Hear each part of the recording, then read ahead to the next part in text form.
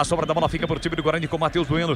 Recolhe, domina, fez o máximo para o seu Xará Barbosa. Barbosa para Bruno José. Recolheu, dominou na entrada da grande área, cortou, limpou, fintou, invadiu, disparou, golaço!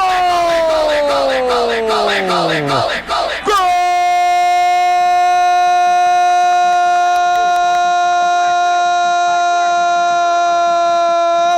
Do Bugre!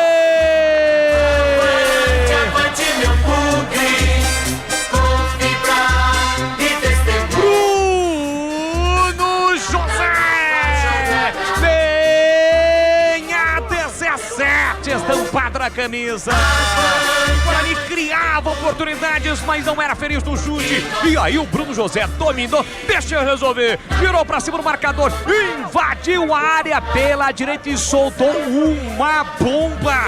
Um canudo, a bola entra praticamente no ângulo direito de Jefferson Paulino, que pula, mas nada pode fazer. É o gol de Bruno José. A esperança renovada da galera bugrina para com o acesso. O Guarani marca. Bruno José explode a galera bugrina no Novelli Júnior. Avante, avante, avante, avante, Bugrão.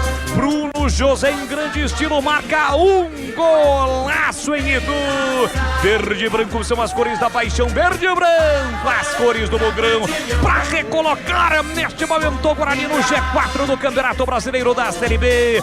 Bruno José na marca de 36 minutos de bola rolando no primeiro tempo.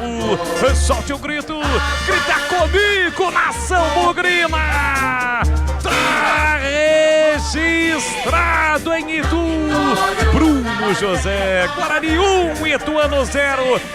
Jefferson Paulino não chora não, goleirão, porque a bola dorme no fundo da sua rede. O Bugrão está na frente, o detalhe do gol, Vladimir Catarino. O Bruno José recebeu a bola, o passe do Matheus Barbosa e foi levando, né? Passando pela marcação, inclusive sofreu falta, mas não caiu. Seguiu adiante, quando entrou na área pelo lado direito, bateu forte a meia altura. O goleiro Jefferson Paulino se esforçou todo, mas não alcançou. E ao comemorar, saiu com os seus cabelos esvoaçantes. Bruno José é o nome do gol, o Guarani está na frente 1 a 0. E dizendo, aqui tem